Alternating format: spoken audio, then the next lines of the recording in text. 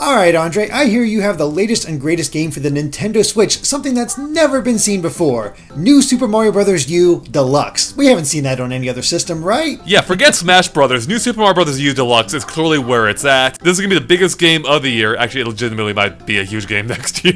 It could be, because here's the thing. I think it's widely regarded that New Super Mario Bros. U was the best of the New Super Mario Bros. Series, and it was a launch title for the Wii U and did quite well, but now it has a chance to just blow up. And based on our own numbers for any type of video that we've put out, there's a lot of interest here, despite the fact that, well, it's the New Super Mario Bros. Series. Yeah, I mean, I guess it's Mario, and if you didn't have a Wii U, it's been, well, actually it's been about the same amount of time since the last New Super Mario Bros. Game, because New Super Mario Bros. 2 came out right before it, but still, it's been several years since we've had a console 2D Mario game if you ignore Mario Maker.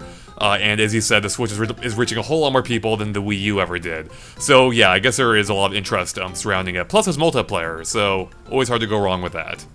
Yeah, it's a good fit, but I'm quite curious, now that you've had time to play it, how different does it actually feel? Oh man, it is so not different at all. This is, and to be fair, the game's not trying to be. It is New Super Mario Bros. U Deluxe, and honestly, even Deluxe I think is overselling it.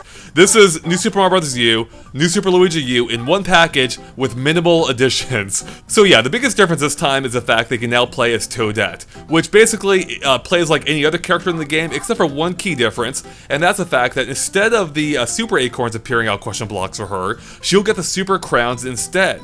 And the Super Crown turns her, of course, as I think the entire internet knows at this point, into Peachette. Now, Peachette is basically just a slightly better version of the normal flying squirrel suit. But there are some differences. So for one, it's Peach. it's Toadette dressed as Peach, which is kind of weird. We've covered this already. It's a very weird thing that Toadette just straight up turns into Peach with some Toadette aesthetics layered on top of that.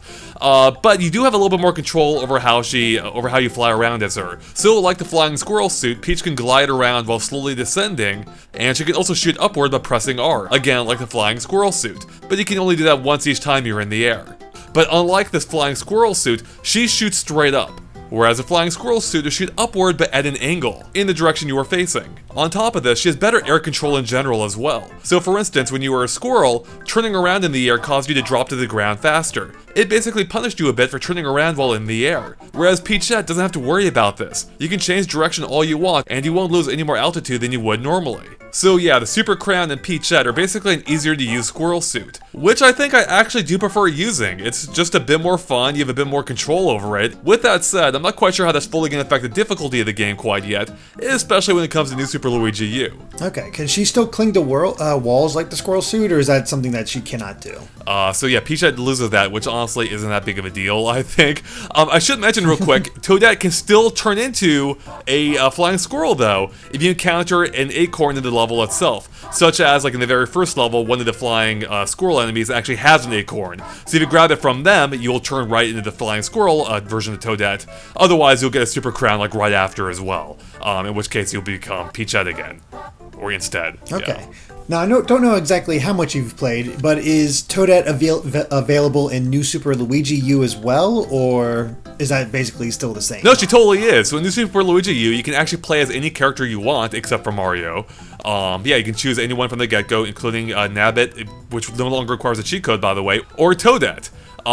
So yeah, so if you want to make New Super Luigi U easier, you sure can. And on top of that, it actually doubles the amount of time you have. So normally when you play New Super Luigi U as either a Luigi or Yellow Toad, you only have 100 seconds on the clock. But if you play as Toadette, you get another 100 seconds, so you have twice as long to get through these stages, which is a pretty big deal, because this entire mode is designed originally around the idea of having almost no time to get through these stages. But now you can kind of take your time, which is both good and bad, I think. I mean, it's good if you want New Super Luigi U to be easier, but the entire mode is meant to be really difficult originally and keep you moving through it as fast as possible because of the time limit. So yeah, I mean, it's good to have the option there, but I wish the game told you this, because if you only play as Toadette, you may not even be aware of the fact that you have more time than you would normally, and you're kind of undermining a huge point of New Super Luigi U originally. That's rather interesting, and there's no other differences between the games other than the fact that Toadette's been added to it. Have you seen any kind of improvements to the graphics or soundtrack or something. So yeah, in a very general sense, this is the exact same game. However, the game is a little bit sharper now. It does run at, as far as I can tell, 1080p versus 720p, so it has a sharper look to it.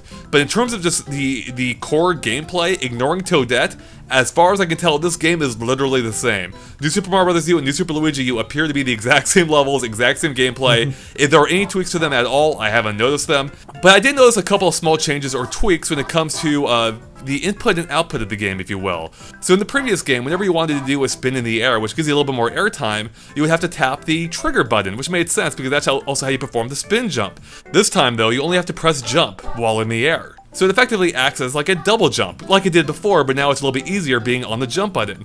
The downside to this is, it sucks if you accidentally activate it when you didn't mean to. So for instance, if you did a short hop and you want to bounce off an enemy and you press the button again to get a high jump off an enemy that you landed on, you might activate that twirl in the air instead and completely throw off your game. And I've encountered this numerous times already, and it's kind of pissing me off. To be fair, it might be a matter of getting used to it. I'm only maybe 3 worlds in New Super Mario Bros. U and a couple levels in New Super Luigi U, but I'm not liking how this is feeling so far, and as far as I can tell, there is no option to turn it off. So basically, if your reaction time isn't perfect for the inputs you want, this is going to throw you off, I think, especially coming from the previous game. For those new to the game, it might be less of an issue, maybe not an issue at all. It might be even better for them, just because the inputs are simpler. You only have to worry about one button now as opposed to 2 if you want to get to that twirl.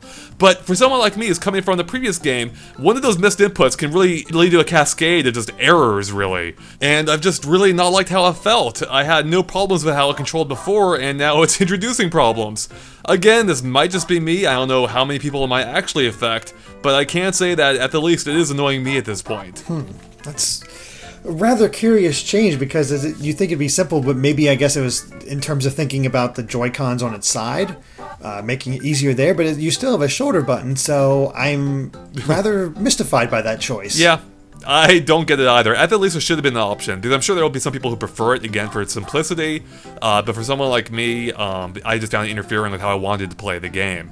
However, on the upside, when it comes to the other thing I noticed, that's the fact that the game now has HD Rumble, and they use it all the freaking time. I actually went back to New Super Mario Bros. U to do some comparisons, and that game barely rumbled at all. Like, it rumbled when you did the ground pound and a few other limited circumstances, but it didn't rumble so much during actual gameplay. Here now, it's happening constantly. Whether you're throwing fireballs, you get like a little light tap of the controller. During cutscenes, when Kamek like circles around the castle, for instance, with a smoke effect, you can feel your controller rumbling. Or even when the camera follows like Bowser's airships on the map screen, it starts off really strong at first until they all disperse, then it becomes much lighter. It's actually really cool. A few other neat details I noticed involving it is when you land on a Dry Bones, for instance, you can actually like feel his bones kind of crumbling. Like you feel them crumbling to how it sounds almost. You know what I mean? That dry bone sound. It's really neat. It also occurs during spin jumps and really pretty much every major action Mario has now. So I've actually quite liked that. I'm not a huge rumble guy, but I like the implementation here. They did a really good job with it. You know, I'd be kind of shocked if they didn't have it rumble just a little bit every time the music goes bop bop. Oh my god. Hold on, let me check. Let me check real quick. Hold on, this is gonna be a live demonstration. Alright, I'm checking now. Let's see. Nope, it doesn't do it. Oh, I can confirm. I don't know if that's a good thing or a bad thing, because I can see it being a little annoying, but also just, hey, getting involved with the music. As one who hates the Boz, I think I'm glad it's not there. However, if you're gonna have them there still, you might as well embrace it, right? Go all in on the Boz. Exactly. Well, goodness. Well, I guess that's about really all we can say, because I doubt anything about the levels have changed at all. I can't really see that, and they didn't add any new levels or anything like that. It really is just Toadette, I believe, as well as the other changes that you've mentioned so far. So I'm rather curious where you're going to fall on this one. Yeah, I am too. We'll see with the full review. I need to play far more before I kind of even give an idea where we're going to land on the review, because I honestly don't even know myself yet at this point. I mean, so far, though, there is a ton of content here involving both New Super Mario Bros. U and New Super Luigi U. Going by the little data sheet Nintendo provided me, there are 164 stages between the two. So there is a lot of content here if you missed these originally, which, again, I'm sure a lot of people did. No, I should mention, though, the fact that it is technically missing some content from the Wii U version as well, including, of course, the Miiverse functionality, which, to be fair, every version of the game is now because Miiverse is shut down, as well as a boost mode, which you needed the gamepad for, in which a player could tap on the screen to add blocks, which act as platforms for the other players. Obviously, with the Switch only having a single screen, that's entirely gone. I don't think it's a big loss at all, but I never really cared about the mode originally anyway, but just for the record, it is gone, as well as the boost mode challenges associated with it as well. So yeah, again, I don't think it's a huge deal, but it should be noted that this can't quite be considered the definitive version if it doesn't have all the content, I think, technically, right? So true, but depends. Again, I maybe tried it once, and I'm like, I'm good.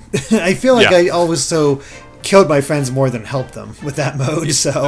I mean, I think that's part of the fun, honestly. Yeah, true. How can I screw up my friends instead of helping them out, so... Yeah, and I will say, I think the ease of multiplayer for this one is going to make it a bit more fun, just because these games are at their best when you're playing with friends and then just enjoying the chaos. That's a good point, and with the Switch having 2 controllers built in, it's definitely more accessible in that sense too. So yeah, if you wanted to hop back on the new Super Mario Bros. U bandwagon or try out for the first time, it seems like this game might be a good way of going about that. Again, though, that control hang-up is something that I'm gonna, keep an eye on, because right now, it has been an issue, so we'll see if I get used to it later on. But again, I'm guessing for most people it probably won't be an issue, so... Cool.